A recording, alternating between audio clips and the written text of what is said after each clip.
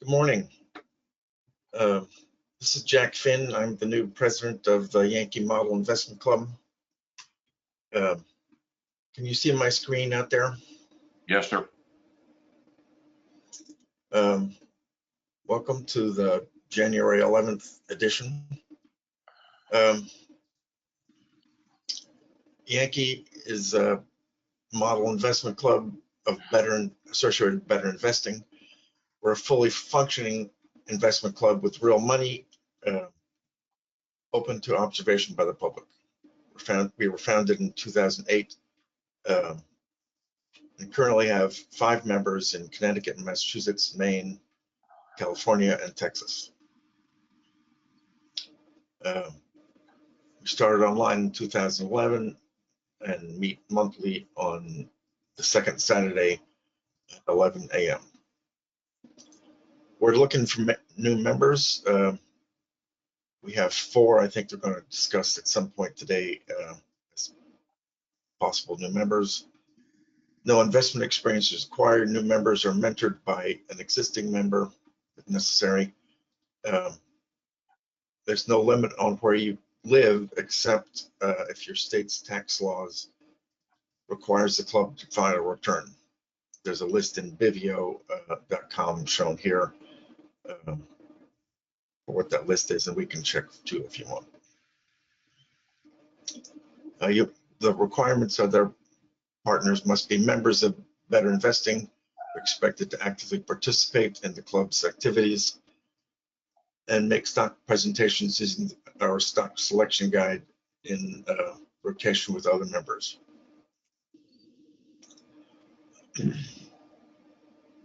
So our rules, we say we shall follow better investing principles, show respect to fellow club members. We're all still learning. Perform an annual audit, which we're about to do in a month now, I guess. And shall file tax returns promptly and deliver K1s in a timely fashion. And we shall follow a partnership agreement and bylaws. We're talking about that too today. We follow a standard agenda, which is available in the handout section of your webinar box up here. So up in the upper right corner, you should see a box, and down toward the bottom of it, middle of it, I guess, is a list of handouts that are available right now. There are 3 up at the moment.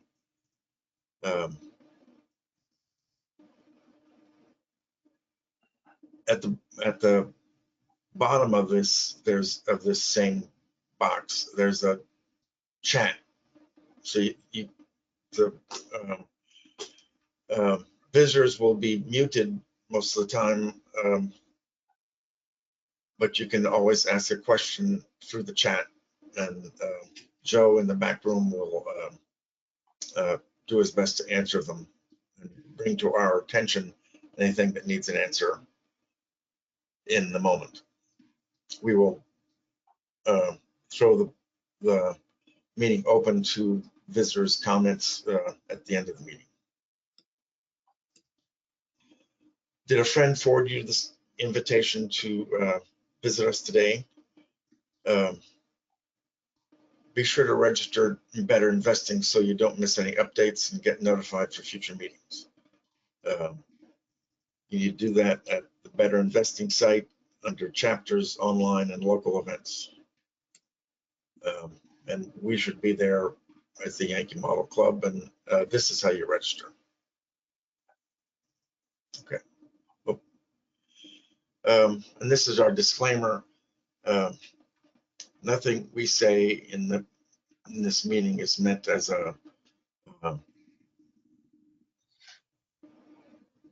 endorsement or recommendation for purchase and sale by us or by Better Investing and AIC.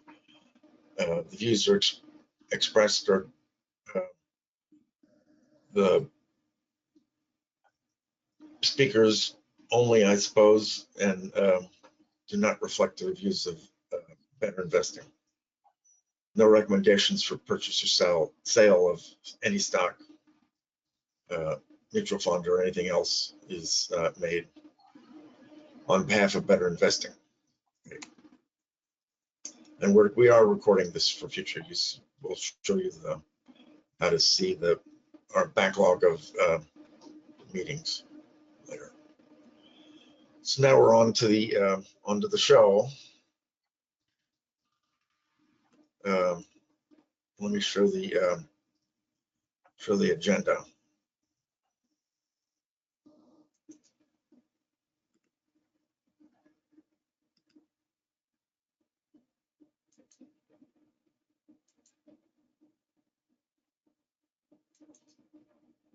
Okay.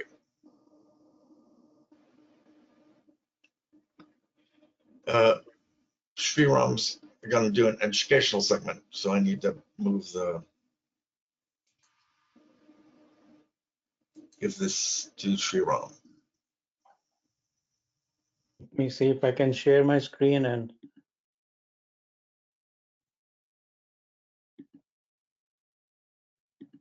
can anyone see my screen? Not yet. Try again, Sri Ram. There you go. Excellent. Let me see if I can move this over here. Can you all see my first slide not the presentation? Let me put it in the presentation. Yes, sir. Awesome. No, actually presentation mode doesn't work. Sorry. Bear with me for a moment. Okay, I'm just going to share my screen and show you what I'm going to present. So I was thinking what would be a good topic for this, and the point of this new year, so many things happening in the last couple of months. I thought I will go back and look at the psychology of investing. With that in mind, I was looking on the website and I found a presentation that I thought I will share with you. So, of course, we have all kinds of biases, but I'm particularly interested today in our investing bias. The biases we use either within our own individual investing philosophy or we bring it to our club investing decisions.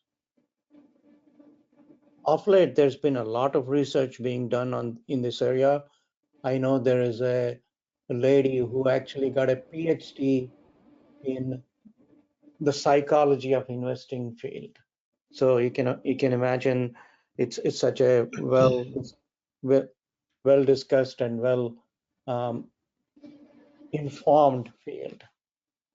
But of course, please look at the disclaimer. I'm not going to endorse or do anything that would make you wonder. Of course, like everything else, I stole it from another presenter who already did her work and did her research. This lady's name, for those of you who are familiar, Yankee is a very popular person. She had a good follow on, and she does a excellent job of breaking things down to basics. So I will share her presentation at the end of the my presentation, but bear with me for a few more minutes.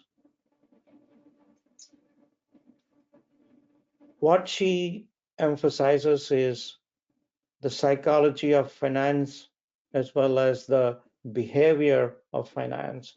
Those are very intertwined and they play a major role in how we make our investment decisions. I'm not presenting all of her slides. I'm selectively presenting only a portion of it. So just let's look at this. Are we irrational or normal? I don't know, maybe in this world, irrational is considered normal. But I mean, the challenge is, again, when we invest, one of the things, the psychology of investing, one of the recommendations I heard is to have our own investment philosophy, investment playbook that we need to understand, write it down, and use it, and periodically update it. That's what one of the things that I learned from attending psychology of investing. So as you can see, it can be rational, but we can also have a very, you know, based on our impromptu decisions. So again, this is pretty subjective, and probably we can debate this for hours. Another way of looking at bias is it cognitive or is it emotional? I would say even though we all are supposed to be cognitive in the sense that we do our SSGs, we do our evaluations, we look and do our research, but still at the end of the day, probably we make more emotional than cognitive decisions. And then he has this huge circle that how the cognitive bias is coming to the effect. But she has a lot of these things, and she picked only 7 of them. But I'm actually going to talk about only 4 of them that in the limited time we have. So the first one is number 1 bias is loss aversion. I think this is a fundamental bias for most of us, the investors. We certainly have a bad memories from our previous investments, and we always like to use that as our fundamental bias. For example, I think she gives, if we buy it at 200 and if it goes down to 100, we have that memory instilled in us, that brain from our loss.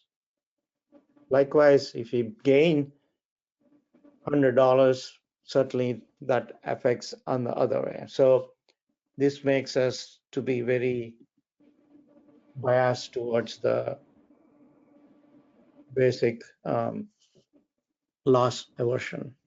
The second was she discussed is the anchoring. Again, most of the time when somebody gives us a tip or somebody, we hear something about it, we immediately jump on and do our research. But our decision is anchored in our first response to what we perceived from the first time we hear. And that really plays a role in this. And obviously, this also goes into our, for example, how we select the low price on the SSC. Yesterday, I was talking to one of our future members, and we were looking at what is the low price. The low price that can be tricky. Bias 3 is recency. Again, the most recent memory plays a larger role on how we make our decisions.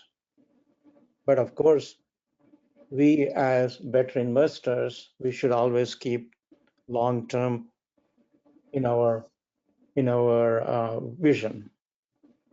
I mean, again, I don't need to, these are all preaching to the choir here. This is, as we very well know, it goes in cycles. Markets go in cycles. And lastly, the one I'm going to talk about today is this bandwagon effect. Again, one of the things, if you go back and look at, especially in the better investing clubs, almost every club has at least, I don't know, I'm making this up, probably half the portfolio is based on every other club's portfolio. I think it is scary how many times we have the same stocks that are discussed and bought across the better investing world. Rarely people like Brent go look for those, somewhat newer stocks, and that's what we sometimes get lucky with. Yeah, this bandwagon effect, the only thing I think all I have to say is GameStop that really changed the whole effect of how this bandwagon effect can influence it. Anyway, in the view of the short time we have, I'm going to stop at this point. Any questions or any points of discussion? Anybody wants to talk anything that is specific to our club or not specific to our club?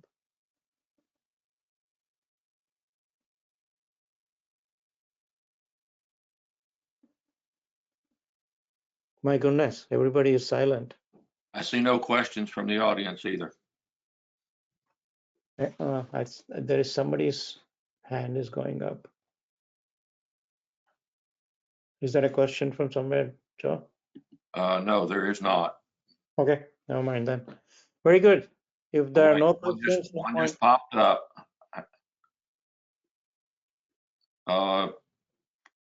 Please type your questions. We do not turn on the speakers for visits during the main part of the meeting. yeah, but also Brent, Steve, Jack, Jessica, any questions, discussion? We have one Nope. person who'd like to see you continue more on the discussion if you have more depth that you could offer. Yeah, well, I think I'm good with this. I think I will return the control back to Jack. Great. I think up next is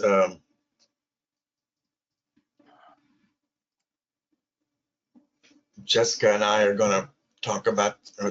Can you see my screen yet? Not yet.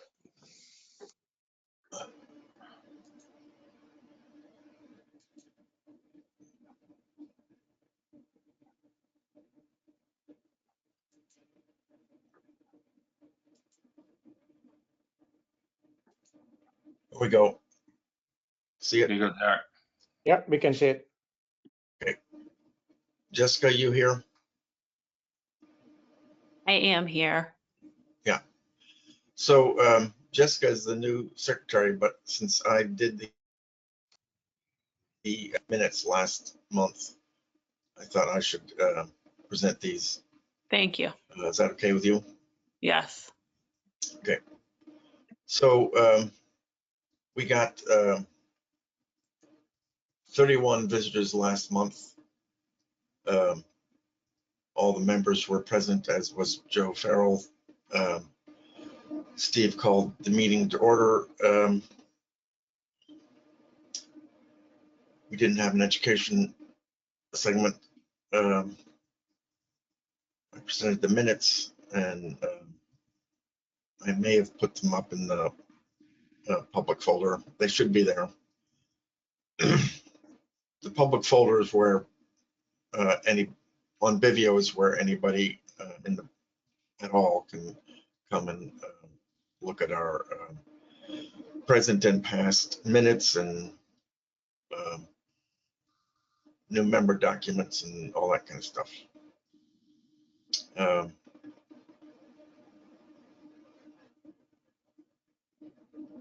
Sriram presented the treasurer's report, and here's a little summary of it. This is our next stock list as of December 14th. We had about $225,000 in stocks, about $1,500 in cash to spend. Our distribution of stocks is still a little off from where we're trying to get. We're trying to get 25% small, 25% large, and 50% medium. And we're well away from that, but moving in the right direction, I think.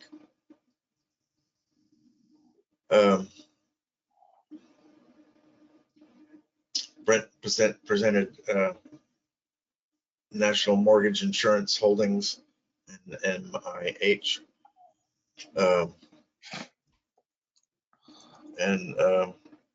I think we decided it was a pretty good stock. We reviewed the portfolio. I didn't have any notes for that.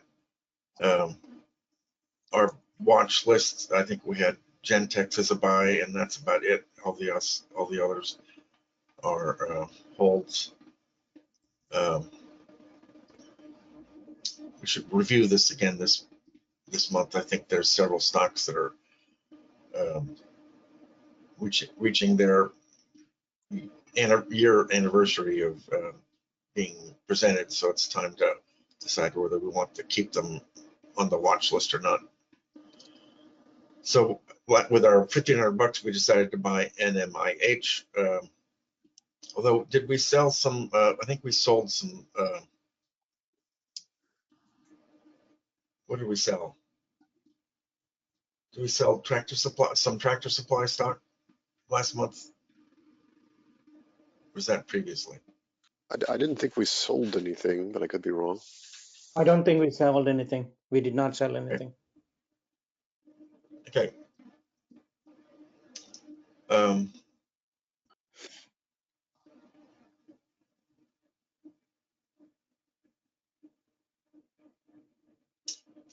One of the things we did last month was to elect new officers. So I'm the president. Steve is now vice president. I think Jessica's the secretary. Sriram's the treasurer, and Brent is the assistant treasurer.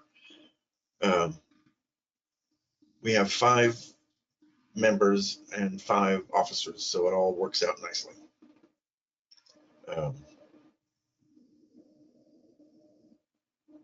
We need to work on getting a new Fidelity application, and one of the problems we've been having is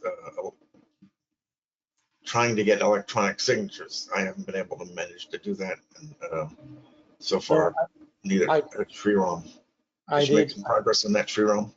Yeah, I did speak to Fidelity again, and Yeah. they still don't have any electronic signature methods to do it. So we Okay. have to do it manually, print it, scan it, and send it to me. Okay. I will send a detailed email for all of us to follow on that, and we can follow up on that. We do have 4 prospective members now. Mo Hart, John Hangen, Randall Webb, and Matthew Sweeney. Excellent. I'm really looking forward to Yeah. our new. Yep.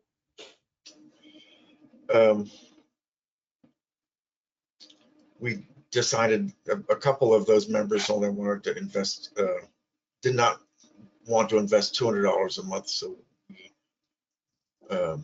reduced the amount, at least for them, to $50 a month as being acceptable. And then we had some questions from visitors.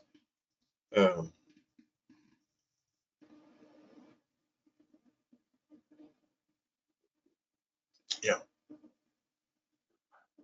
And you can see us on our YouTube channel. Here's the link, but it's easier than trying to remember all this gobbledygook.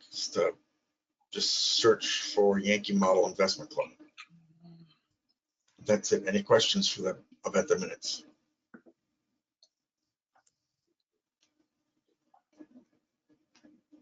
Okay.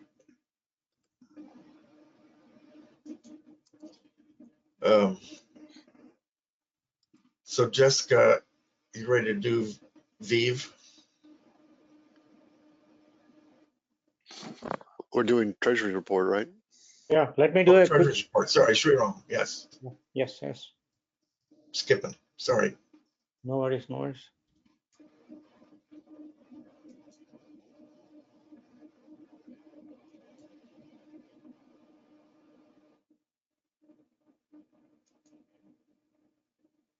All right. Jack, give me the access to show or I'm working on it. There we go.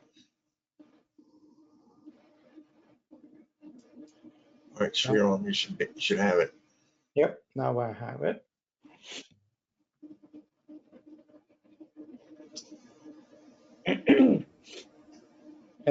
Can you all see my screen with the Yes.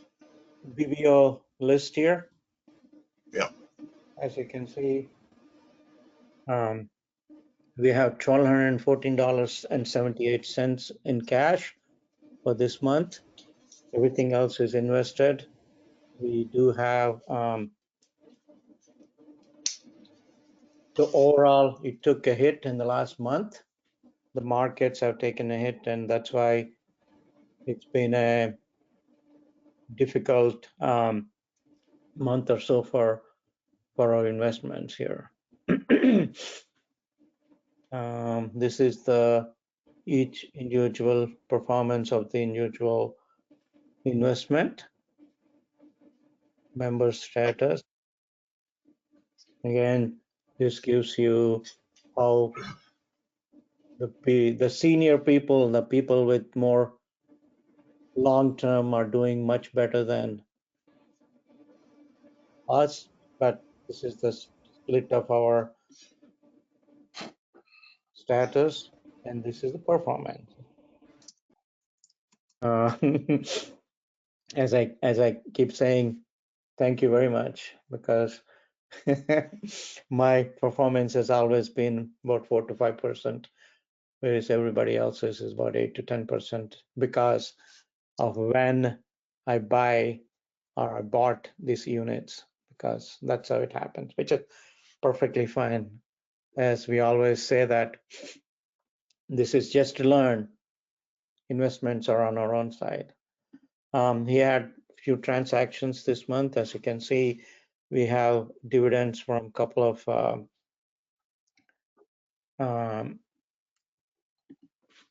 let me change it to 12/1 since last month. We'll let you. And that must be with the same year. So never Yeah, mind. you gotta go to, That's a Yeah. year-end only problem. Yeah, Yeah. that's okay. That's okay. But yeah, this is if I have to do it, I have to do it. 12/31/2024. I think that should work. Yeah, there you go. This is for the past month. We did buy new shares. Oh, I'm sorry. Tractor Supply actually split. Yeah, 1 for 5. So the 40 shares we had has become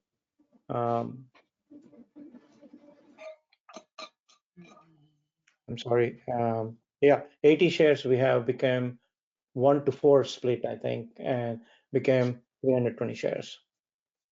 Which I didn't see any news articles about before it happened, and I had a heart attack when I refreshed the yeah, I the thought something awful happened. SSG. Yeah, Yeah, but then I saw a split. So yeah, I especially didn't when, see any news articles either.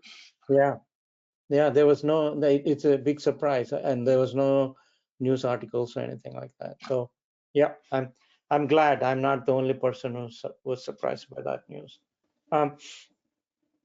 But again, in the overall picture, it shouldn't make any difference to us. Everybody is up to date on our payments. Let me go back and let me do it one more time. Transaction history. This way will show you the payments that Stephen and I made. So everything is up to date and everything is good to go. What else we need to look at? Let's compare with the performance benchmarks. Again, it's not always, we are about 3%, almost 4% behind the index funds, which defeats the whole purpose of it. But also that's because of our long history, number one, and number two, all the transactions we made. So I'm not too much worried about it. Yeah, as Jack pointed out, next month we'll do the audit and be prepared for taxes.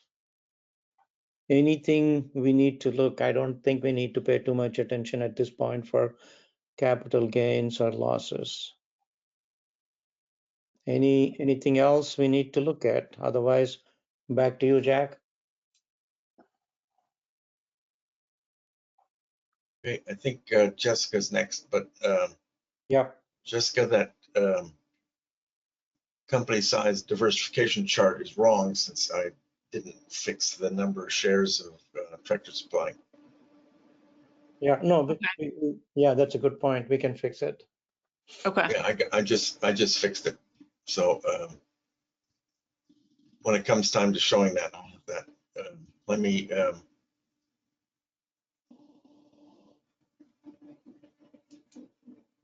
give you your screen. Okay.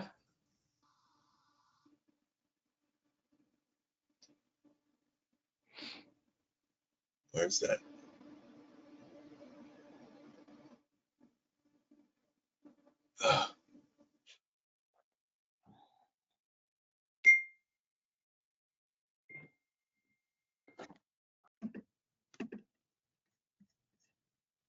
Okay, you should have it now.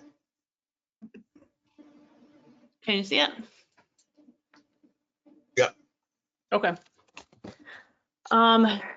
Viva is a company that I saw on an SSG screening, but like when I looked back, I've already had an SSG like from 2 years ago. So I felt like this really, like when Sriram was talking about groupthink, I was like, oh, this is something like I heard about through a talk somewhere.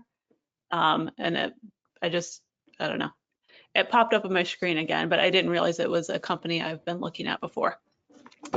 It is a leading provider of cloud-based software solutions. It's designed specifically for the life science industry. Because it's focused specifically on the life science industry, it's been able to do a lot of vertical integration into its products to serve the unique operational demands of its customers.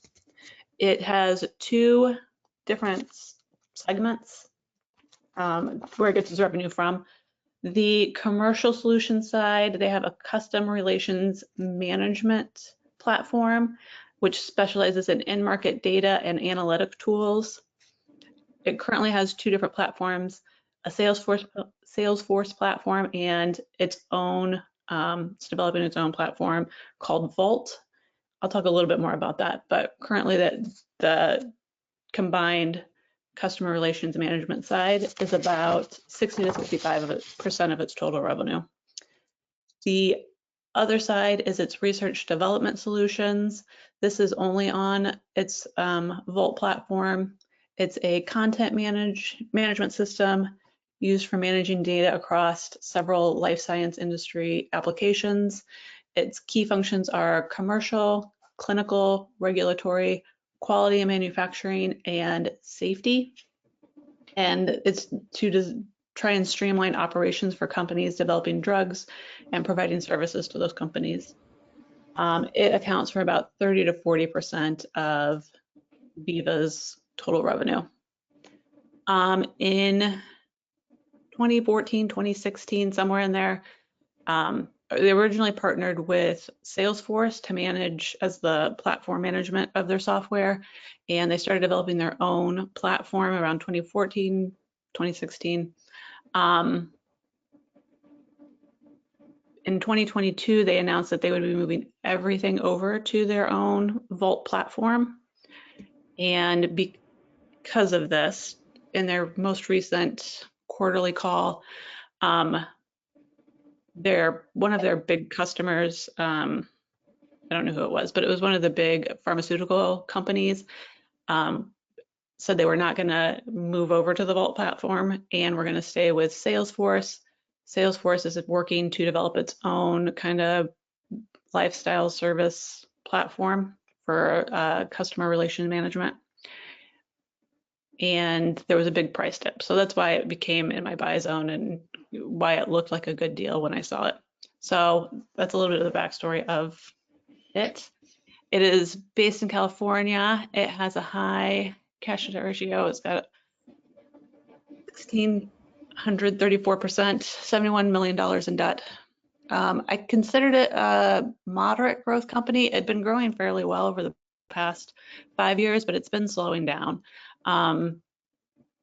It currently has about 30 pharmaceutical companies or biopharmaceutical companies, and I think it's most of the players in the field, so I feel like that part of it's kind of saturated. But where they're getting their growth right now is on these add-on products that the Vault platform offers, like the safety features, the quality features, like getting people to move over to this monthly subscription fee. The whole thing's a monthly subscription fee, but doing these add-on services on top of the normal management of their study data. Morningstar rates it as a wide moat company with a fair value of 275, financial ratings of an A.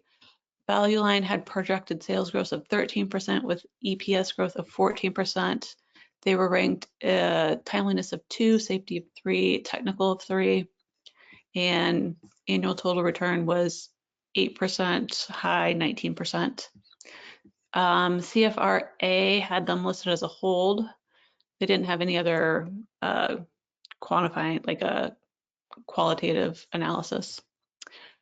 Chartmill has it covered by 38 analysis. 78% of them have it as a buy rating. Schwab, they have it as a hold with 9% forecasted growth rate for the next 5 years. I had an Altman Z of 21.7. Manifest gave it a quality score of 98. Its par was kind of low at 8.8%. For my SSG, I ended up using sales growth of 12% and EPS growth of 10.5%. I can pull up my SSG.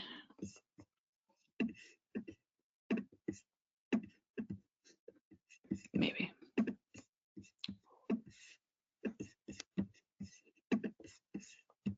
Yeah, so I used 12 and 10.5%. And then for my PEs, I used a high of 60 and a low of 40. They've had notoriously high PEs, so I thought that was conservative. I had a buy up to 221, and its most recent price was a 217, so it was in my buy zone. 3.3 to 1 upside downside ratio. It does not have a yield. Projected annual return with the average PE was only 8.9%, which is also a little low. PEG ratio 4.6. Current and quick ratios I thought looked good at 6.3, 6.4.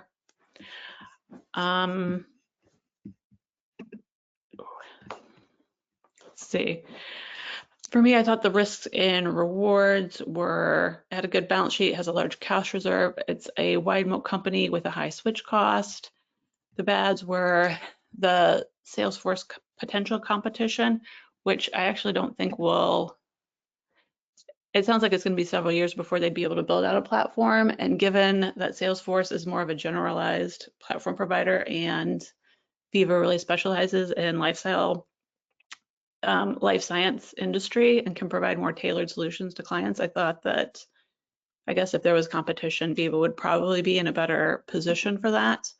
I also had a bit of a, growth is slowing, it's still there, but it's not as robust as it had been.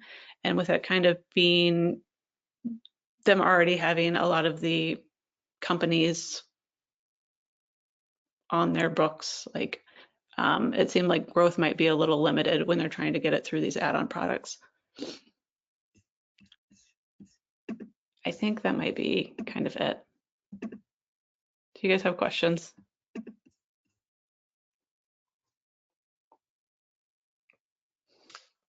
Just a quick question. This is managing kind of the business side of life sciences companies, right? This isn't where they run simulation similar to it was the company that was presented back in November, maybe. LP. Yeah. No, they Viva, aren't doing yeah, similar Viva, simulations. It is the management of kind of all of the like regulatory side of things, like when regulations get changed regarding like how studies are run or what they can do. They mhm, manage that part of it. right, And then the customer relations part of it is just like in data analysis of like how to market their drugs and evaluations of performance data. right. Okay, so it could be similar to, I mean, it's software based, so it's similar to that simulation one, but it is, yeah, in a different. I think that's possibly where the similarity ends. That is Yeah. controlling business processes versus, yeah, simulations. Okay, Yeah, they're involved. It's more the biopharm companies that are running their studies, and this is like helping them manage regulations and analyzing the data at the end of it. okay. And you mentioned you didn't remember where you had found this company I No, so I was like, it was like a SSG screener, and I was just like clicking through looking for a pretty SSG that was up straight and parallel. And when I put this in, I'd had one from like 2022. So I'm guessing I've heard about this through one of the talks, Ticker Talk, Bull Session. Like that seemed to be like how I was getting most of my when I was looking at SSGs in the past. Maybe I've heard about it on like, I don't know, Better Investing magazine ever covered it, but Mhm. Did Morningstar elaborate any on the wide moat? It's always good to see, and somewhat rare, I think. But just, I guess it's that once a company loads all their information into Viva's system, then it's not simple to reload that into a competitor's system, right? yeah, and they're very specific on the life science industry. So I think it's run by people who were involved in life science. So I think they understand all the kind of, they said like touch points or pain points of what these companies are needing. So they've been able to respond fairly robustly to meeting those needs. I think they outgrew the Salesforce platform, which is more a generalized platform for cloud-based data analysis. So as they're building theirs out, it seems like they'll be able to maintain their kind of expertise in the field. Okay.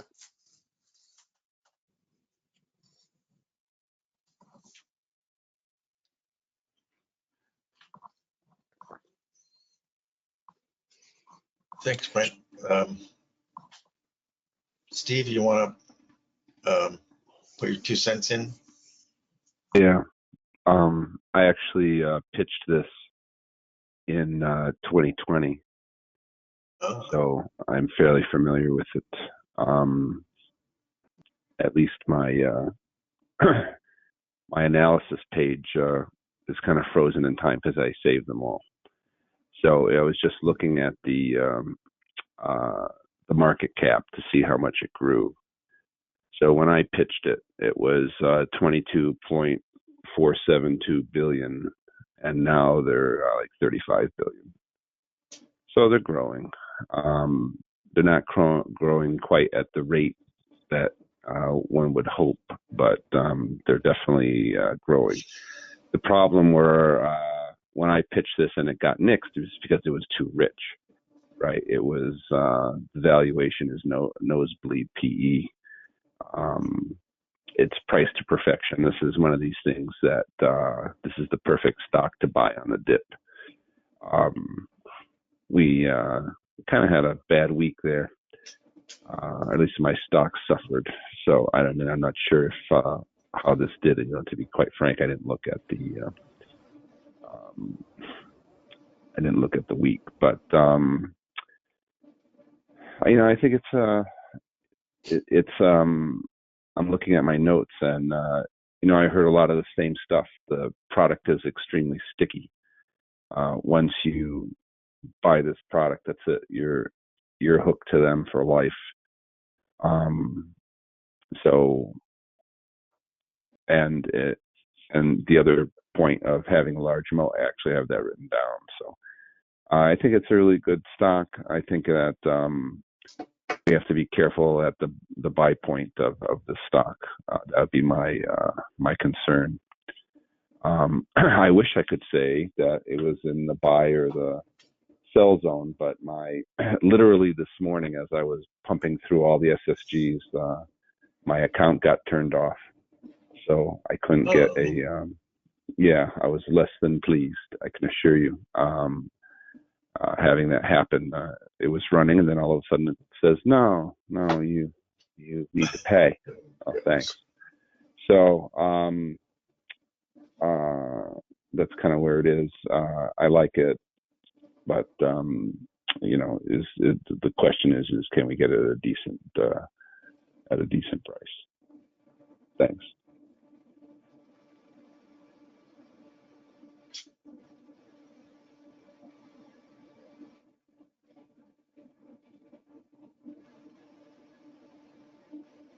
Jack, if you want, go ahead, Sharon. yeah, no, I looked at this. It looks overall very good, and the performance seems to be good. Only concern I have is if you look at that purple line right in the middle, the quarterly data, pre-tax profit, it's continuously growing, but seems to be the growth is slowing down. So as one of the indicators I follow, that may be something. Don't be surprised if we buy today and it may drop a little in the coming months. But having said that, a couple of things that really interest me for this one is it has its own two products. That one is the customer relationship management, CRM, and the other one is what they call the Viva Vault, the management platform itself. I thought those two seem to be very specific for the market they have. So obviously we'll have limited growth in that market, but also one of the always I'm concerned as a scientist is it's a company owned and run by scientists. So obviously, if they don't manage it, we'll get into problems. But having said that, looks like their history seems to be just fine and probably not much of a concern. The growth is steady. I'm okay, especially as we get more funds into our portfolio from the new members. I think we can look into, certainly consider this. Back to you, Jack. Okay.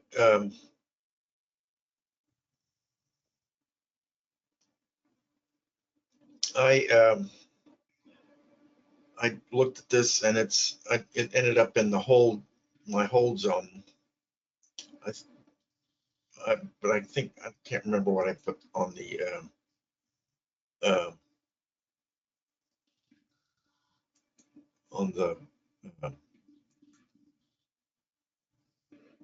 high PE. I put 50, so that because it's 60 just seems awfully high.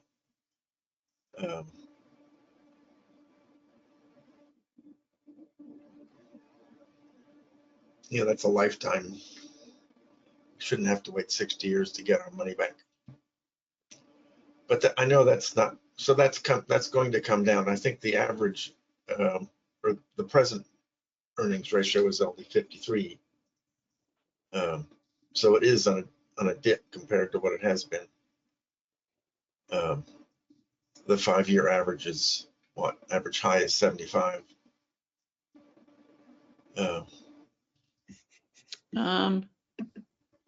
Average 5-year high was 101. Oh, I got rid of the 100. Sorry. 81 would be if you get rid of those.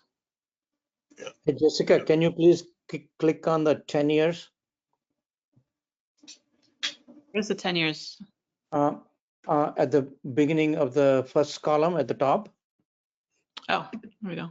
Yeah, that'll also give you the 10-year averages.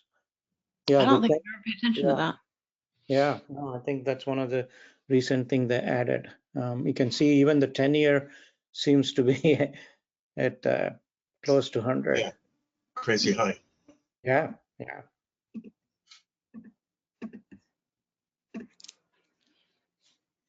Yep.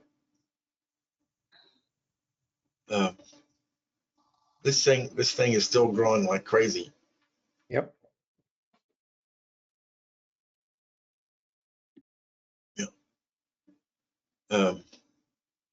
But it had, as fast as growing, it slowed down the last few years, as Steve was saying. Hmm. So I'm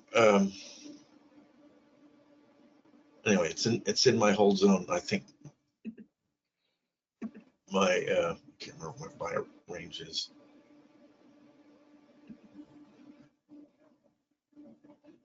Up to Yeah, 200 and something, I was going to 210 ask or so. how far in their hold zone, because I'm I changed between, I think, earnings growth prediction of from 11.2% down to just around 11%, and that put me from right at the buy range limit to just over into the hold. Yeah. So I'm like $10 or so away from the present price. What is it, 217 or something? Yeah. So I'm pretty close as well. Yeah. Mine is actually up to 227. So Okay, so you're in the buy zone. yeah. Yeah. Um, yeah. So I wouldn't object to buying this. We don't really have much money to buy with anything at the moment. $1,000 wouldn't be worth buying this. What is the price? 217. Yeah, you can get 5 shares or less. So, who am I forgetting? Who hasn't put in their 2 cents? I think we all covered, Jack. Okay. All right. So we'll try and do the buy and sell in a minute, but we have another couple of items. Yeah. Hey, good presentation, Jessica. Thank you. Yes, thanks. Okay, so let's go through the parent. Let me get back to the screen. The stock parent reports. Brent, you want to go? Sure. For Tractor Supply, well, the first item, like we already discussed, the 5-to-1 stock split occurred December 20th. I was a little bit surprised that they did that seemingly in private, but maybe it just, with all the other news happening, Yeah. it didn't make the cut. So, but that occurred.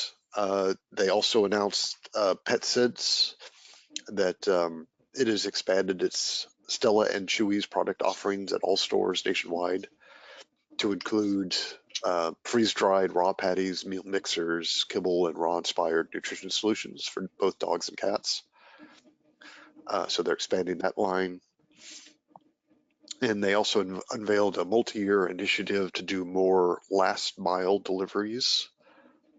They've, I think, piloted this in a couple of areas, and the article said they reported 10 times lower product return rate and 13% higher customer satisfaction when deliveries are handled in-house. And I understood this to mean that instead of their warehouse giving a package to a UPS or a FedEx or something to deliver to, the final customer's doorstep, they would actually handle that in their own, with their own delivery teams and warehousing teams and things like that.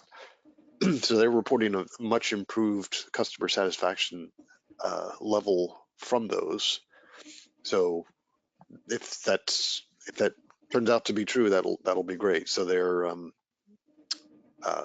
they have a multi-year plan for that. So we'll see how that progresses. And then fourth quarter results scheduled for January 30th. So I don't have anything new to report on them. But despite the stock split, I still have them in a hold range.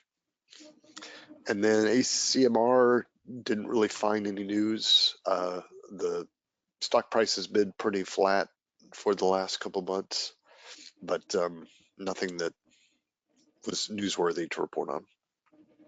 And that's it for me. I saw, Brent, I saw a note that said that they had figured out there was a ruling that was going to make it difficult for them to, no, I can't remember. There's a ruling about what they could send to their Chinese Shanghai office or factory and what they couldn't. And they've figured out how to deal with it so that it wouldn't interfere too much with what they're up to. A ruling by the U.S. limiting what they could send to China, to their China office. Oh, okay. I guess, so it was good news for them, is what I gathered. Gotcha. Okay, I'll have to look further into that. I know that Yeah. last month we discussed that was raised as a concern because they're I think the Shanghai location was added to a list of concerning ones. Right. But okay, well, thanks for that information. Okay, I'll start with Alphabet. Alphabet is currently in the hold range, and that was the last stock I was able to do an SSG on this morning. I have it as a buy up to 179, and I think they're currently 179, or I forget exactly what they were. So here, there were some news. There's always news with Alphabet. Waymo is going to Japan to launch its autonomous taxi service. And just so everybody knows, Waymo is currently doing 150,000 autonomous rides a week in the U.S., which I thought was pretty cool. Everybody knows the Supreme Court and TikTok, and you're going to get banned. Well, guess what, kids? That's good news for Alphabet. Why? Because more people will go to YouTube. So let's hope that TikTok gets banned. We had a little bad news this week. NVIDIA's CEO said, "Oh, quantum computing's 20 years away." So this pushed all my quantum stocks down, unfortunately, this week. And Google didn't take too much of a hit from it. But and of course, as usual, there was some breakup stories, which I boiled down to one sentence, which is the bottom line is if they break it up, we get more money. Moving on to Visa. I apologize. I wasn't able to do the SSG, so I'm not sure if it's in the hold or not. Was some good news though. Visa is Morgan Stanley's top pick for 2025. The articles that I saw, the consumer is very strong, obviously from the job numbers that came out Friday. So Visa is looking good. There was one little threat that emerged in an article that I thought was very interesting. A company called PaySafe has emerged as a player and looks as a small threat, and then it's actually something to take a peek at. As far as DR Horton, well, we all know that the jobs numbers were through the roof on Friday, and now there's a projected only 2 rate cuts for this year. And mortgages were at an all-time high. So all the builders got punched in the nose Friday, bad, like 2.5% down. It was not pretty. But yet, on the flip side, the thing that noticed, housing prices aren't going down. So they're holding. So it's good news for us with, I think this DHI as a hold. Inflation is going to be stubborn, but I think it's not going to be the dramatic rate cut this year that that it was projected even just three months ago. But you know, people need homes, so I think it's going to be all right. That's what I have, Jack. Okay.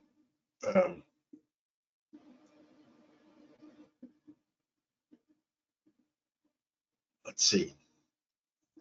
Monster is down about 5%, 6% from last month. There's not much news. Its earnings are, let me get my, sorry.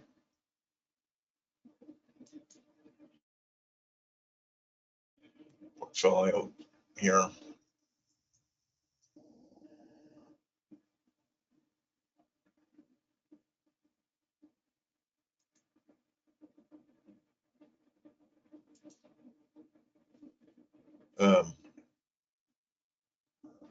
Monster is a hold, and MIH, and no, Monster is a buy. Netflix is a hold, and MIH is a buy.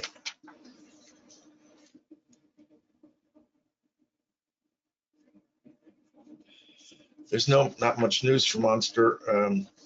There's an investor meeting on the 21st, I think. But their next quarterly earnings aren't until February 26th. Other than that, there are a few places that upgraded them and a few places that downgraded them, and there wasn't much consensus about that. Netflix, their Q4 earnings are going to be on the 21st of this month. And there was a couple of articles about an options frenzy by whales, whatever that means, big players.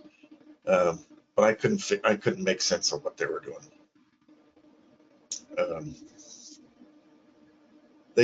They went down about from 918 to 837, almost down 100 points from last month, 8%, almost 9%.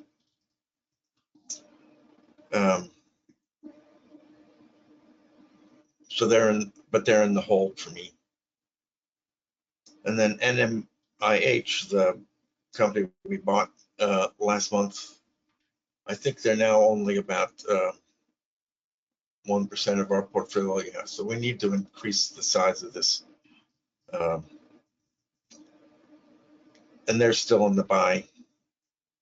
And I could find little or no information about them.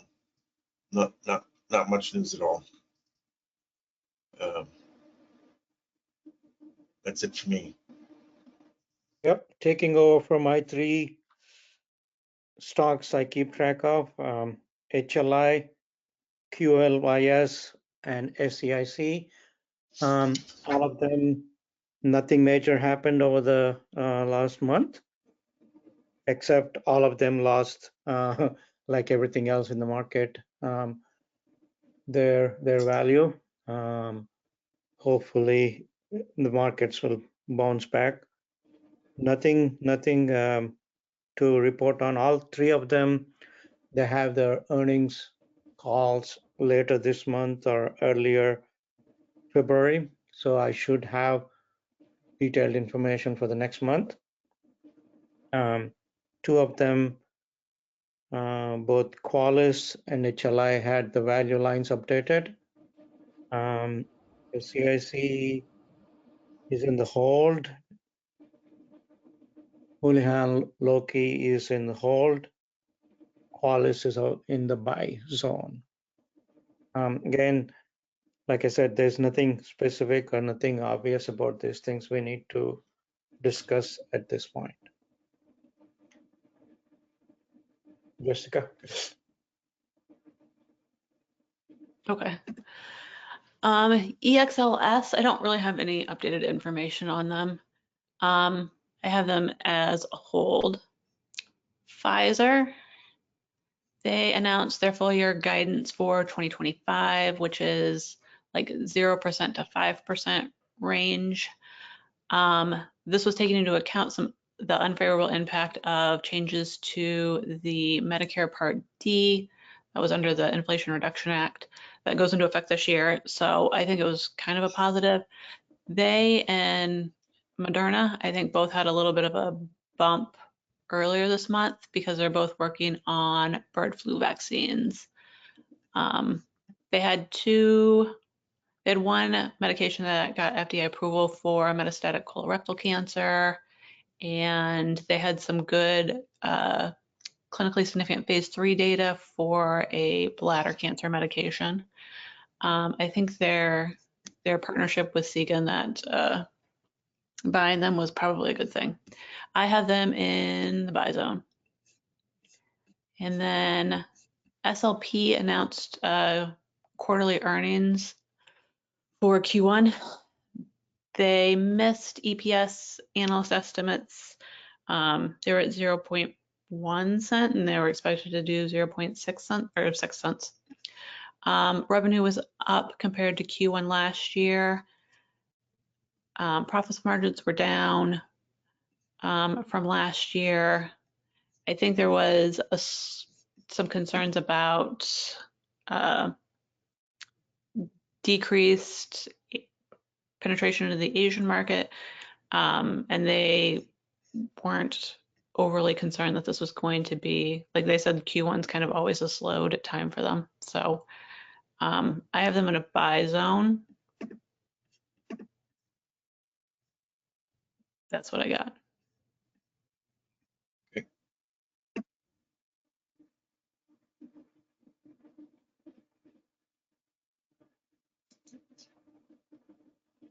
Okay. The watch list.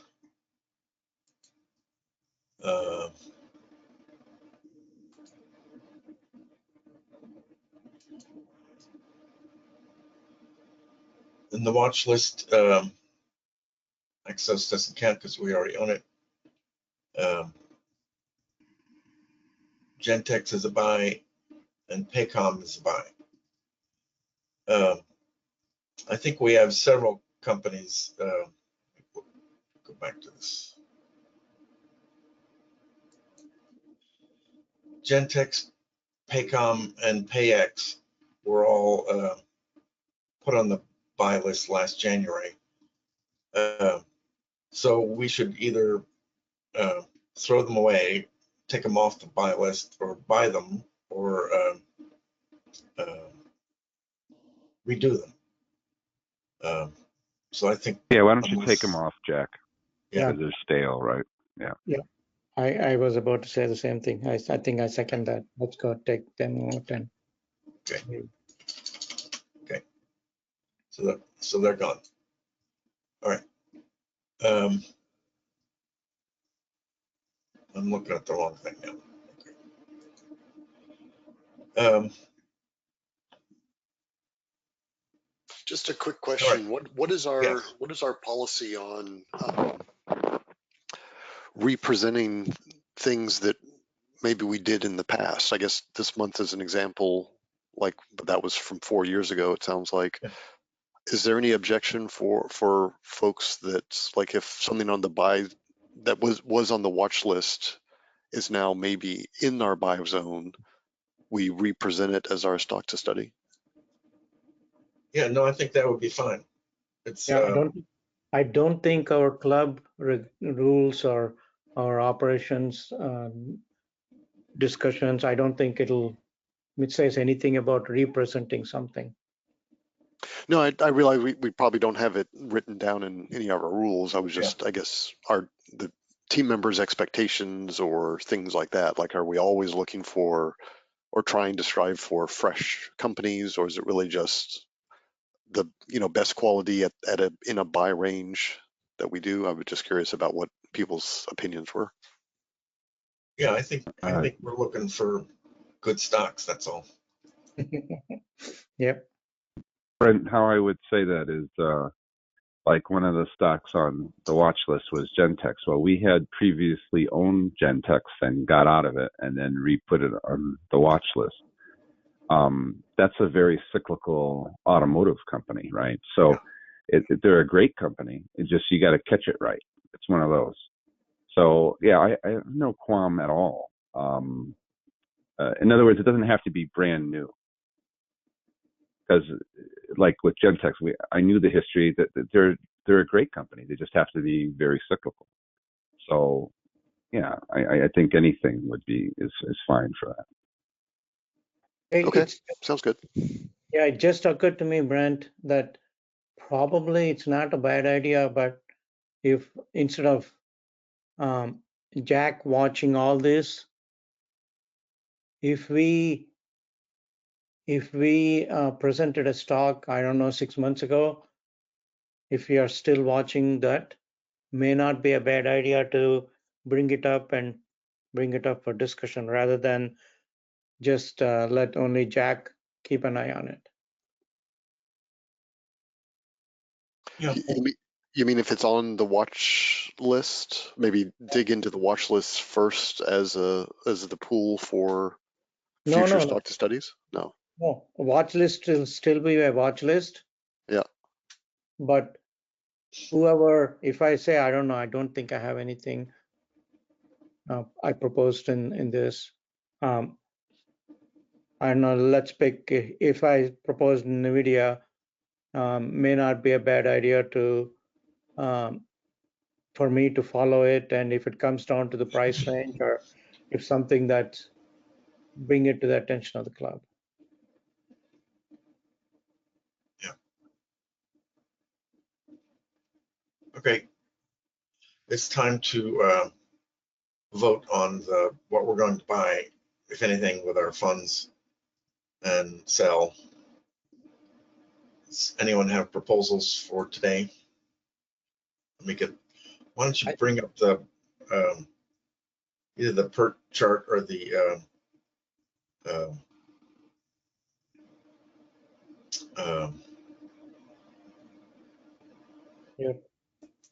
stock list from Vivio.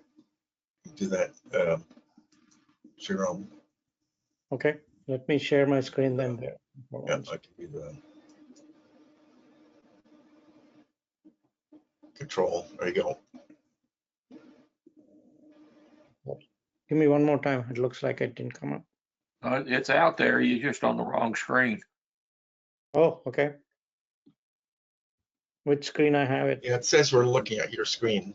We're getting a blank screen, a black Yeah. screen. That's what I don't know why it's showing me a blank screen. I can't do anything. Let me stop. Huh, my screen went blank. Wasn't that weird? That's so weird. Let me try to show me.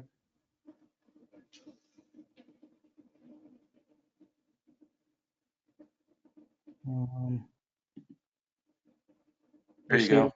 That'll get, that's it. You see my other screen? We have your V screen right now. Ah, I can't see anything on this. I'm sorry. Bear with me for 1 Jeez. second.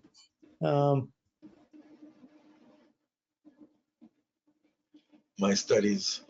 Yeah, I'm coming to that. Give me 1 second. Okay. I'll take it back to this, and I will show. Ah, of course, it opened in the wrong screen. No. I'm sorry, folks. Let me see.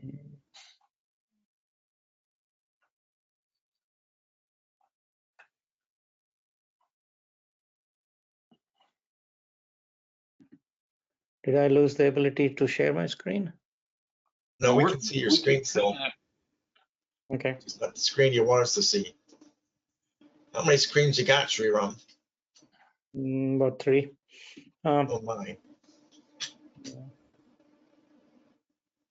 I don't know what's happening.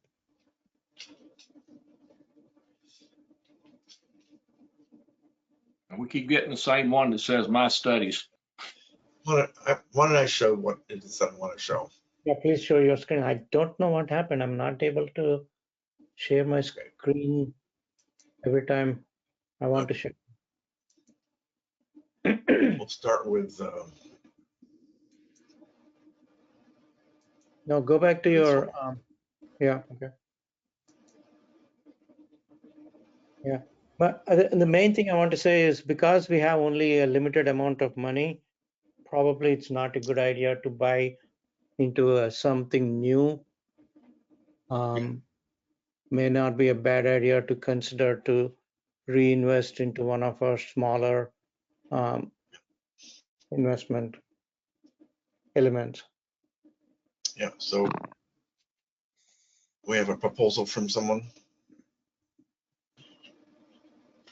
Yeah, I'd propose putting our cash on hand into NMIH. I second that. Any other proposals? Only other proposal is I really like the company Viva that Jessica Yep. presented today. Please put that onto the watch list, and when we have money, maybe next month, let us consider buying it, especially if we have some new members Okay. money. Okay. Good. Any of the stocks that we're tracking, do they feel like overweight or overpriced that we'd want to trim down, not eliminate completely, but maybe sell a share here or there?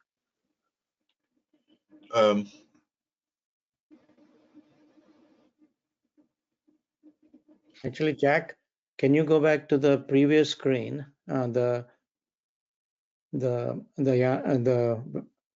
report screen, 1, 2, Yeah.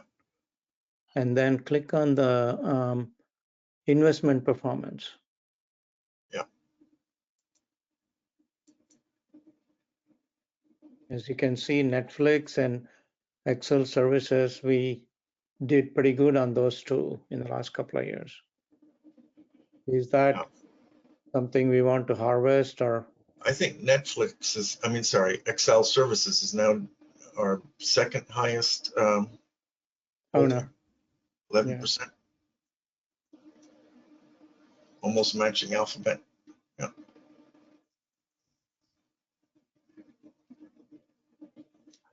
And Netflix is next. So both pretty big. Yeah. No, I think we can look at that. And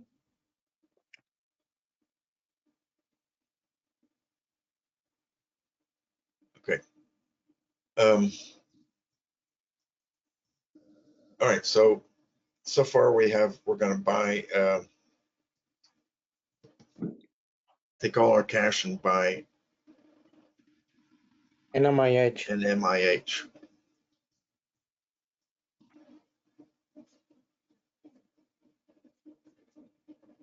Is everybody good with that?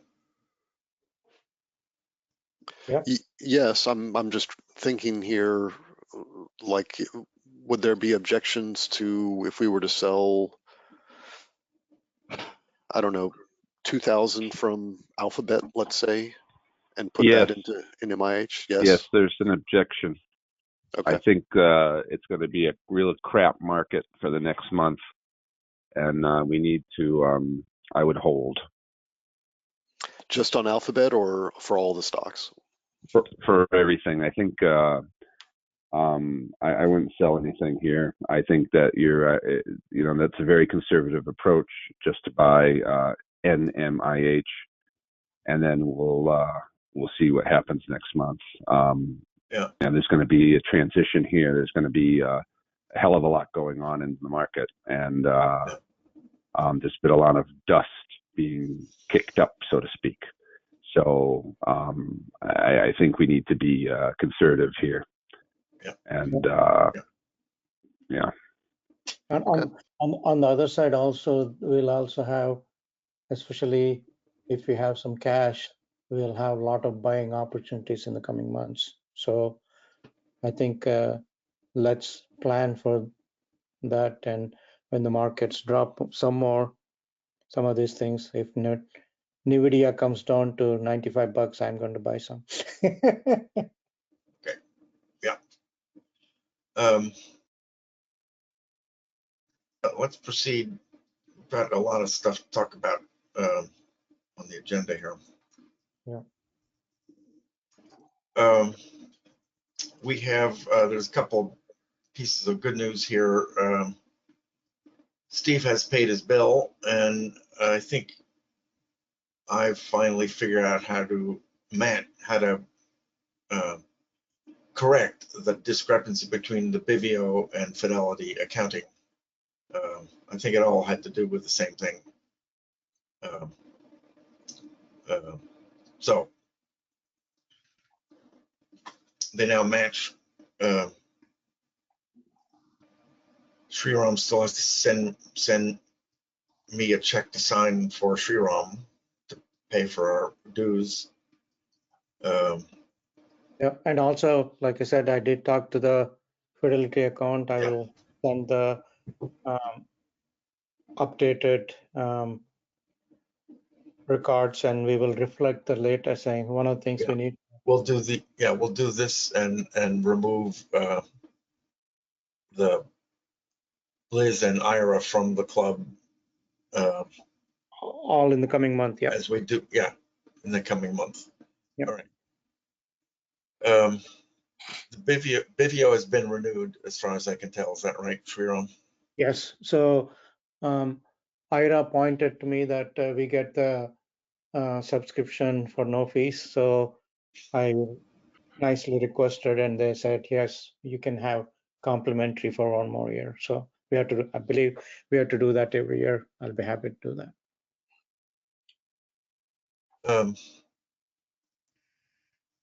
We need to discuss I think I'm gonna delay this till later, but we need to discuss the investment limit for new members and the total proportion that a member can accrue, total proportion of capital that they can accrue. They're currently 1/nth, 1 divided by the number of members for the first, and 2 divided by the number of members for the second. So we need to discuss that. So if we can change operating procedures today, but we have, in order for us to change the second one, which is in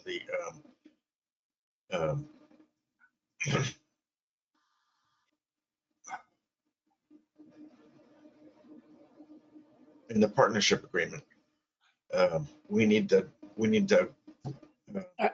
I actually describe it, and we're going to do this in a little bit, but we need to describe it in an email that goes out to everybody before the meeting next month in order to vote on it for next month. So we have to do that. Yeah, but we can discuss it after the general meeting is over and with the members meeting later on this afternoon. I do think we should let I think it's John Hangen sent me a note about what he wanted to do with what his desires are in joining the club. Jack, let us discuss that after we are after we complete the general meeting.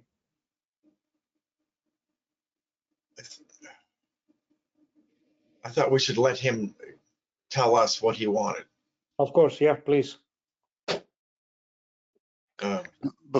Just before we get to that, though, can we go back to like the old and new business?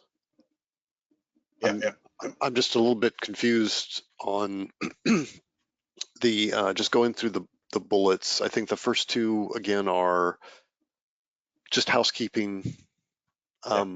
We're waiting for March 15th. That makes sense. The documents needs an in-person meeting. Steve paid his bill, so that can come off next month. The send Jack the check, is that waiting on anything? Like, is that the new partnership agreement or anything? No, he just has to send me the check. Okay. And I can sign it and then send it back to him. Gotcha. Okay.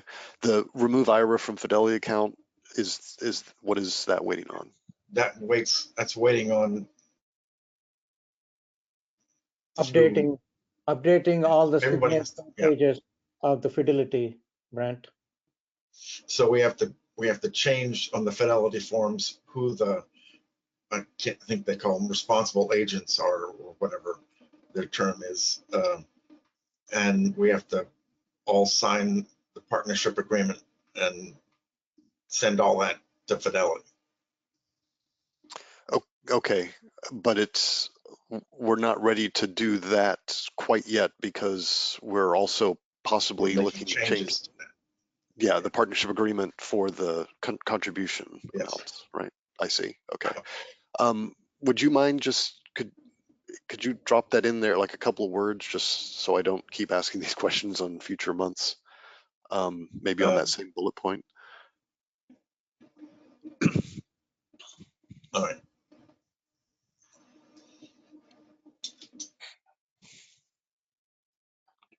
So we're sending around for signatures. Must include partnership agreement.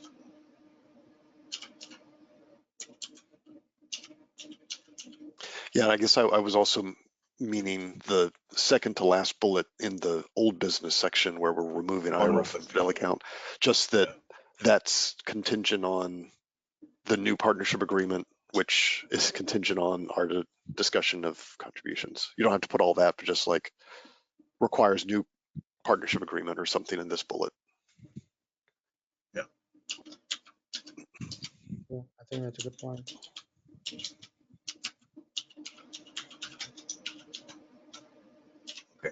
Okay.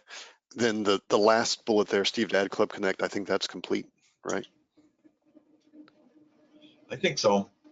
This was the last page in the last slide in our slide deck. Yeah. Okay. Yeah. Vivio renewal, that makes sense. Yes, we've done that. Yeah. The discuss issue with the limits on investment for new members, that's the buy-in amount, right? Right. Or is that meant to be so that's the operating? Say that again. Was that first part of that bullet meant to be the buy-in for new members or the monthly contribution? Buy-in. Okay. How much can you put in when you first come in?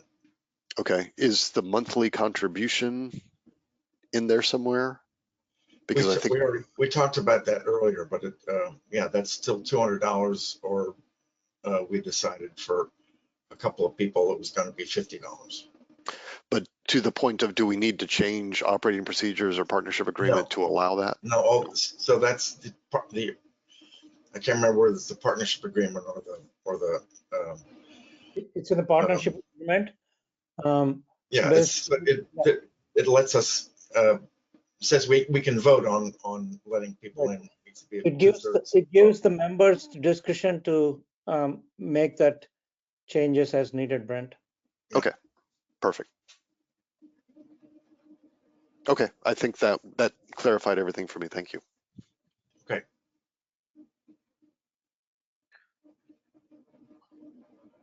All right.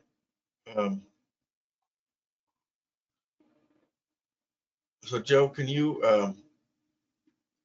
let I think it's John Hangen and Mo Hart and who else?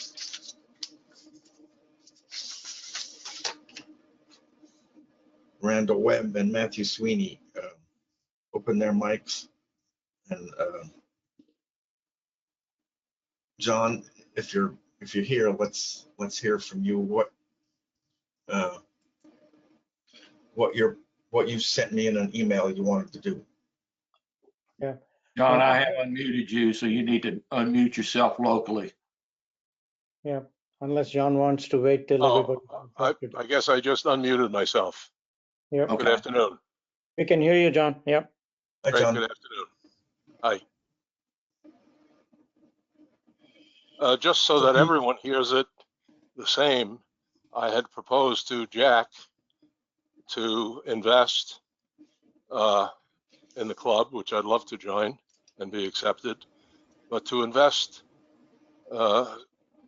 something less than the highest member. I didn't want to stick out to be the highest investor, but I certainly didn't want to be the lowest. So somewhere in 83,000, I would be willing to invest. And the second request I had was that at some point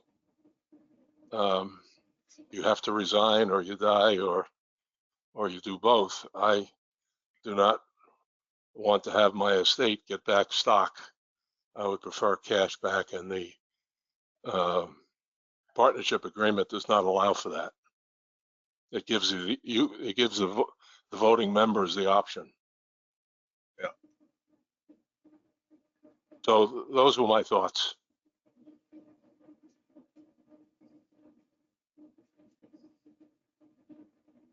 So if you resign because of your death, then you would like cash back.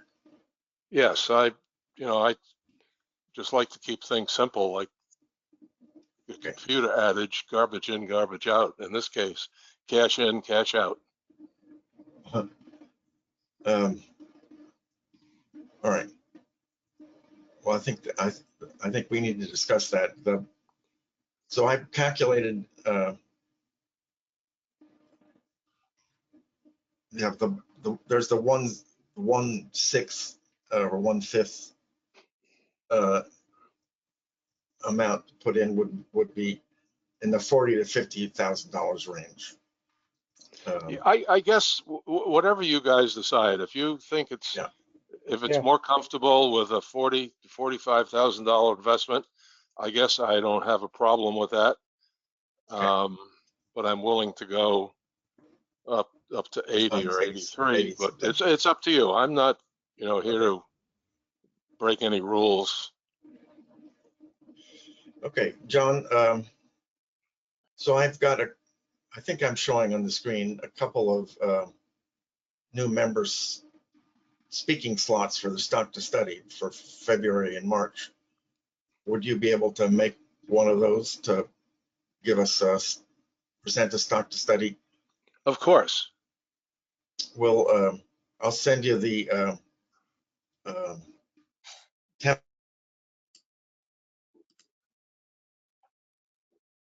I guess I lost you. Am I still live? Yes, you are. Okay. Yeah, we can hear you. I think what Jack was saying was we'll send you the template for the stock analysis. Sure, be happy to. Yeah, Jack, if you can hear us, I don't think we can hear you.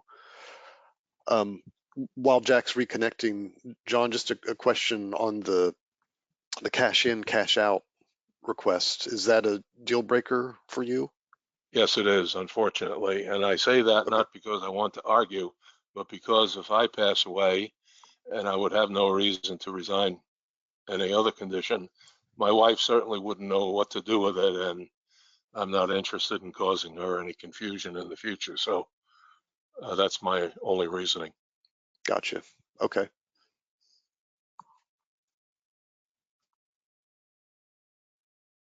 John, can I ask a question? Shoot. This is Jessica. Why are you interested in investing that amount of money as opposed to other options, like things that aren't related to the club? Well, the reason I'm interested in this club is I've listened to several recordings, probably going back a year. I kind of like the personalities of each of the members. I like the in-depth analysis that you do. And I have a CD coming due that I've got to figure out what to do with it. And just getting a 4.5% CD return is certainly not the best option. But one of the other things you ought to know about myself is that I belong to 2 other investment clubs. I have the time and I have the desire to see if you guys want another member. Yeah, no, certainly. We really appreciate that, John. And I think we are thrilled to have somebody like you show interest in this. And probably we will also, one of the things concerns we also have is if you put all 80,000 one time, buying stocks may not be easy for us to do it in a quick fashion. So one of the things we may ask you to do is not to put all 80 or 40 or whatever we agree on at one time. That's fine. I have a Fidelity account and it gets 4.5% interest on idle money, so that's not a problem. Okay, we'll sort those things out. Yeah, I try and be user friendly. I unfortunately, but you know, you ought to know this, that I was not born with too many filters between my ears and my mouth. Yeah, no, as you can see on our time, we completely open to all kinds of input and discussion. So Good. Well, I enjoy studying stocks. I enjoy looking at company, and most of all, I enjoy making money.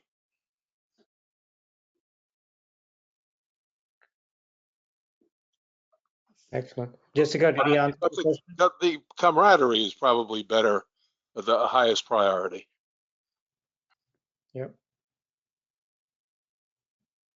So you guys discuss it. I'm flexible, but I'm not flexible on receiving stock. Unfortunately, when it's time to get repaid.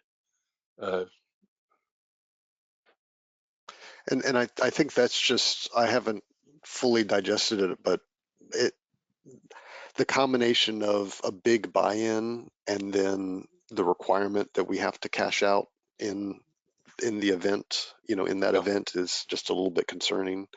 And I think that's where, in my mind, I had a similar question from Jessica as far as, you know, you could certainly join the club and do a small monthly contribution, so your buy-in is very small, and then take the same actions that we're doing and have it in a separate account so that you have full control, that you could liquidate, you know, at your own discretion whenever you wanted. Well, But I don't care. I don't care what the details are. If you guys decide on a number, if it's 45,000, then that's the number. If it's less than that, let me know what it is, and as you guys can say yes or no, I can say yes or no as well. I don't want to make it difficult. I'm just telling you what I'm prepared to do, and I have some spare money right now, and if it's too much for the club to invest, okay. If you want to do it slowly up to that level, that's fine. If you don't want me to exceed a certain amount, that's okay too. Just let me know, and I'll have to make a decision. yep, makes sense.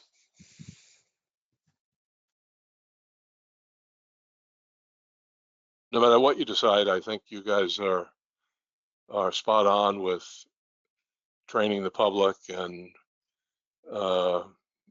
just teaching other people the investment strategies and doing this analysis. So my hat's off to you. So with that, I'll keep quiet and just wait to hear. Mo, Okay. you are also unmuted if you'd like to speak.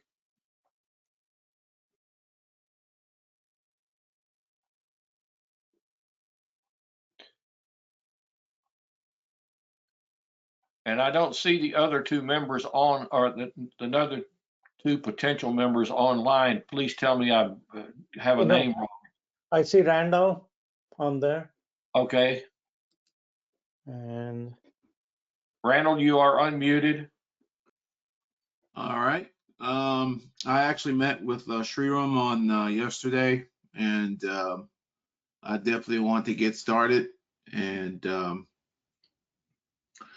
I can take one of those slots. I think Sriram, we should be ready by our February meeting if we keep our current cadence. Is that correct? yeah, February or March. If John wants to jump in February, maybe March. Sure, whatever. I'm in no rush. Yep. Okay, John, is Jack mentoring you to walk through our club presentation, or are you comfortable doing without that?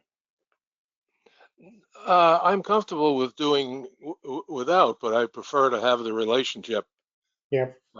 to go back and forth. So while I might be an investor and belong to better investing. I certainly don't have everything nailed down that I should. So I prefer the mentorship. Excellent. Can I ask you what are the other two clubs?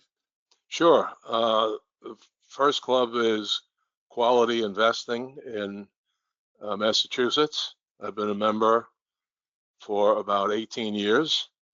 Excellent. And the other one is Pelican Investment in Florida, in Melbourne, Florida. I spend 6 months a year in Florida and 6 months a year in Maine. But our residence is in Melbourne, Florida. Are you like Bob Howell? Bob Hewell. Bob Hewell, oh, we're very good friends. Ah, okay. Yeah. Bob does the same thing, right? He lives in Florida for 6 months. Yeah, Bob was part of our club, maybe 8 or 10 years ago with Pelican, and Okay. then he branched out to start his own investment club, and we chat every once in a while. But Bob is a very good friend, Excellent. and Let me just knows. jump in real quick. I would like to do mine as soon as possible because I'm trying to learn. So having February for me will actually be good. So I would like to take February if that's possible.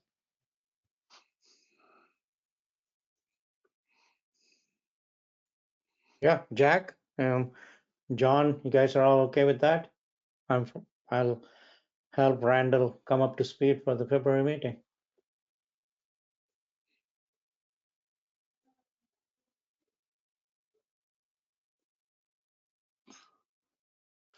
Jack, were you able to fix your mic problems?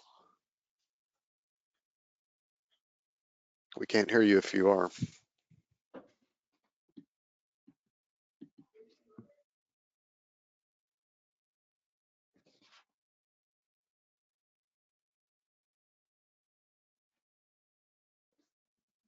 If Jack can't get it out, one of you other guys need to go ahead and say something.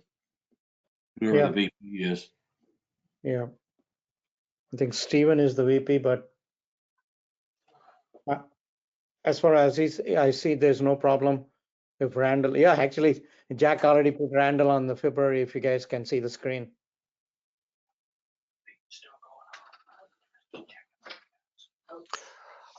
Did we determine, was there the other two candidates on the call? Well, Randall was the third one, and the fourth one's name first name started with an M, and I don't see another person with the letter M in their first name. This is Mo Hart. I'm actually one of those people, I think, and I am here. Yeah, Mo, I had you on as, and you're Okay. turned on, but there was another person that had M in their name also. I believe Sweeney is that person's name. Sweeney. I think I could be wrong. I do not see a Sweeney on the list today. Yeah. Okay, well, since we have Mo though, have you spoken to anyone in the club as far as, are you ready to present a stock to study in an upcoming meeting? No, I mean, I spoke with Jack several months ago, just in general, Okay. but I haven't spoken with anyone about, I mean, I think I got copies of the format that you all use, and we clearly use FSG in my Pittsburgh club, but your process looks more robust, and I would love to have someone to sort of watch me walk through that. I could do that. Can you hear me today? Yeah, we got you back. That's Jack. Yeah. Hey, Joe, the fourth person is Matthew Sweeney. I believe that person did not join the call today. Right. I do not see that name today. He's the Hawaiian, so he's on a different time zone by Oh, far. wow. Yes. He's the one who And gets actually, I did have one question. Is I'm assuming that this process is that you do a presentation, and then if the club feels like you're capable of doing it well enough, then that's when the decision is made to let you be a part of the club. Yes. Is that correct? Correct. Yes, ma'am. Okay. So do you want to schedule a slot for a presentation, Mo? Sure, like April or May would be fine. I'm actually organizing an event that's happening in February, so I don't want to Okay. do Let's anything do before April. let's do May. Great. I'll put you in for May. I made you presenter if you want to reshare your screen, Jack. Yep. Yeah, we got it.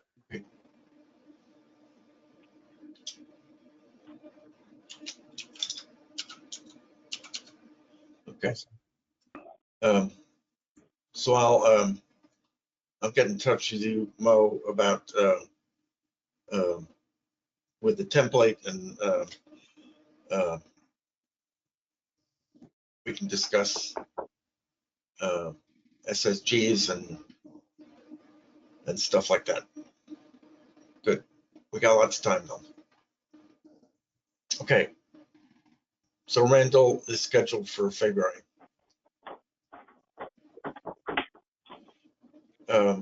So now I think is the time for the opening up to the rest of the visitors to see if there are any questions that we haven't answered. Peter, you're open. Thank you. Peter Donkelberger. I used to be in a club. Well, we just recently moved from Bethesda to Burke, Virginia. And this was one of the clubs that was available through Better Investing.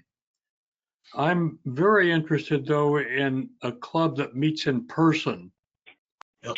And I'm wondering if there are clubs in the Burke, Fairfax area that would be open to new members, at least someone I could contact. I like the format. I like what you're doing.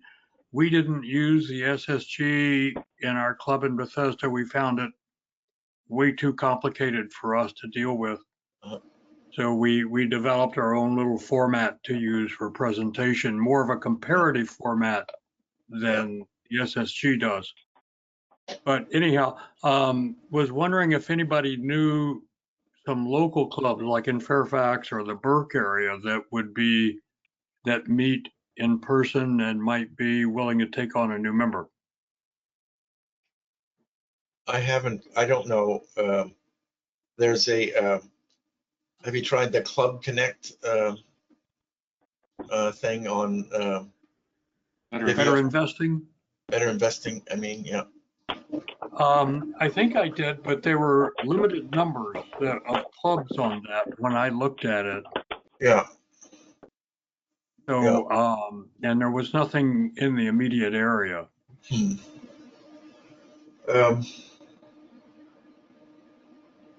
The only other thing I can think of would be to reach out if there's is there a chapter in your area, a Better Investing chapter?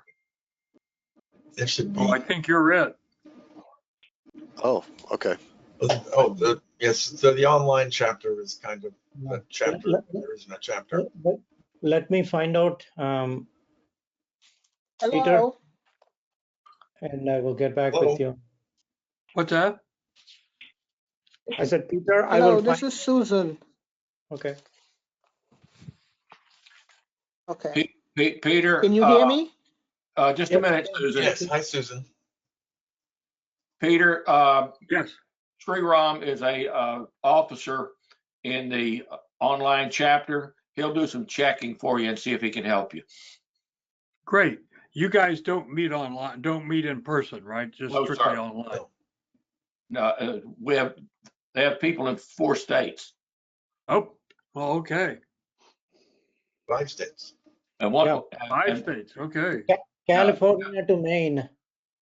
yeah, including California and Maine and Texas. That would be a bit of travel. Yeah. Okay, Susan.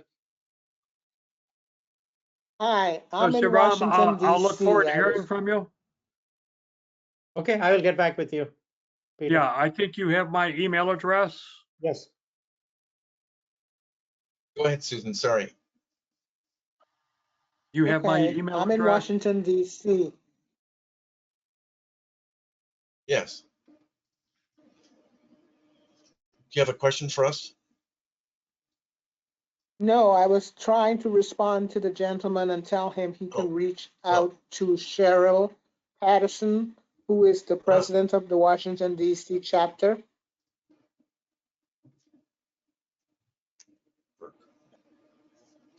Since he's in Burke, Virginia. Yeah. Peter, did you hear Okay. that? Yeah. Cheryl Addison.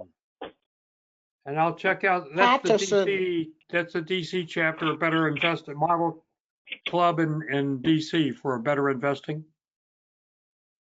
Yes, they do have a couple of model clubs, one that meets in Montgomery County and one that meets in Plymouth Tyson, the Plymouth Tyson Library. Cool. She Okay. also does, okay, so that would be a help to you. And they also do outreach, so they may know of a club in the area. Okay, great. I'll check that out. Thank you very much. You're quite welcome. Thank you, Susan. Thank you. Yes, Thank ma'am. you. Thank you. Any other questions out there? Everybody else that's on the list is unmuted. If you would like to speak, you need to unmute yourself locally and only one at a time, please.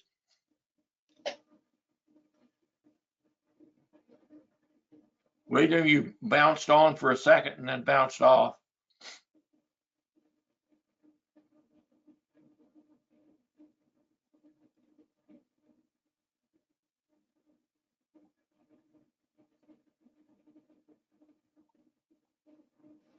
Ira? Yeah, I'm glad to see you're getting new members. And as much as I would like to be off of Fidelity with the club, I think you should wait until you have all 4 members, because you have to put them on the partnership agreement, and you only want to send Fidelity once because it's such a pain. So I would recommend you wait. It's really no big rush. I'm not stealing the money. Not yet. Not yet, but so you may as well wait. And as far as the comment about cash versus stock, if you're leaving the club and you're alive, it makes sense for the club and for the person leaving to get some stock for tax purposes. But I could understand the concern for an estate. And yeah, so I think that's a good idea to give cash to an estate. You don't really have to change anything to do it. As long as the club keeps that in mind, they have the discretion to give cash or stock. But if you wanted to formalize it, you could also formalize it. Okay. But you Thank you, Ira. would not want to necessarily do that for everyone. How do you mean formalize it? I mean, put it in the partnership agreement that in the event of the death of a partner, you will give cash. Yeah. Okay. But you don't have to, because the club has discretion to do that anyway. So. Right. Okay. And the other thing, I guess, is the discrepancy that you had with Fidelity and Vivio. As far as I know, I told Shriram that there was an inadvertent entry for Brent, and that got deleted, right? Yep. Yeah. Yep. Good. Okay, that's it. Good luck. Thanks, Ira. I appreciate all your Anyone input. else? This is Mohart. This is a question I'd asked Jack, but in an email, but I haven't seen any reply to it. So I thought maybe I'd ask the whole club. The club that I belong to in Pittsburgh doesn't have any of this 1/n or 2/n limits. But when a member ends up having a large percentage, they just stop putting in a monthly amount. And so I'm wondering why you feel it's necessary to change the membership agreement to why that's even in the membership agreement, as opposed to just saying you want to make sure people don't have too large of a limit. Because as Jack has pointed out with his spreadsheet, the more people you have, the more complicated that gets. And why don't you just have people who have too much withdraw some of it? What is too much? Hold on. I want to say something about that. Okay. So I'm one of the original or an older member, and I don't feel I should be limited in any way. No. So that's why. No, but why is there that limit in the partnership agreement? Think Sure. about it I this mean, way. What if I decide to become a member and put in $500,000? 6 months later, I decide to drop out and you're going to deliver out to me $500,000 In cash. in cash. And I mess up the books for the rest of the members of the club for the next couple of years. That's unfair to the existing membership. There needs to be some type of limit. I'm a member of 3 clubs, including one model club, and we all have a limit set. 2 of them say 2 times percentage, and the other one says 3 times percentage. Almost every club I visit, and I visited over 50 clubs last year, have a limit of some type in their membership agreement, their partnership agreement. And then what do you do as, right now, there are at least 2 people who are very close to the current limit. Yes. So that means they aren't allowed to put any more money in. Well, No, they're putting in, we are adjusting it by putting ourselves other members' money. Jack put Yeah, so 10,000 if last month. everybody puts in 200 Yeah. bucks or so, then there's not a problem with the percentage because more people are putting in more money that aren't those guys than are those guys. Does that make sense? Well, So if we put, yeah, but we Jack's put in $1,600 a month, only 200 right, but is, Jack's spreadsheet says that in order to have 4 people, someone's got to put in like 35,000. yeah, that the range the limit so that doesn't happen. More, I think that was for illustration purpose. That's why if we change from 2 times to 3 times the average, I think we should be in good shape. For example, in that I think example, so. if we have 5 members, and if it's 3 times, one can put up to 60% of the portfolio. But again, then comes to the same problem. If they want to leave early, we have to make decisions about selling or dividing the stock that, as Joe pointed out, that can affect us for a year or 2 to recover from it. Yes, and there is a provision in the partnership agreement. Now, right now, your decisions are all made equally per person, but there's actually something in the partnership agreement that says at special request, which doesn't really get specified what that means, that there could be a decision made based on ownership.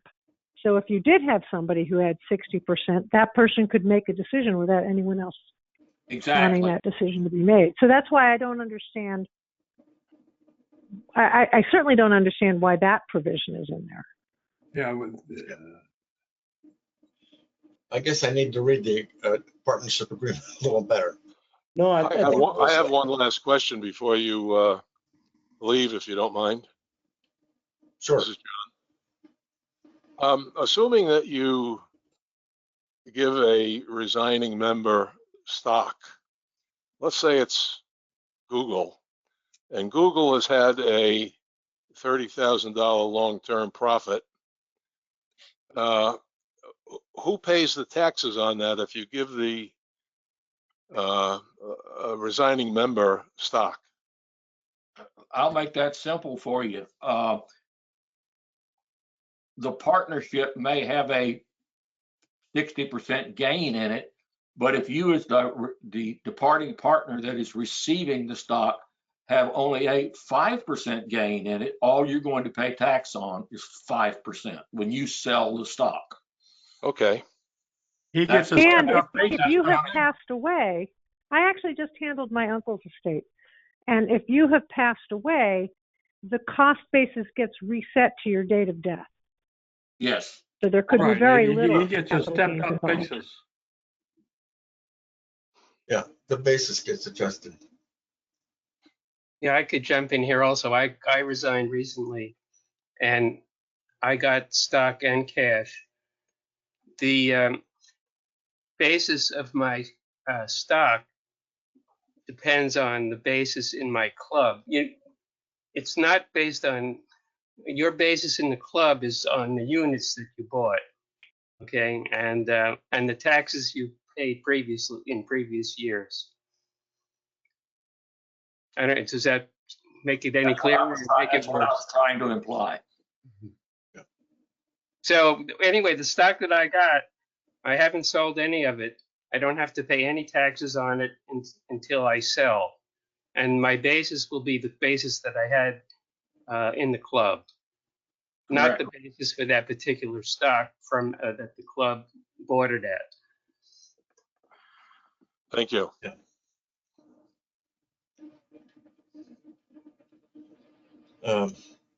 Okay. I think we need to go into executive session or whatever now. Unless there are any last questions.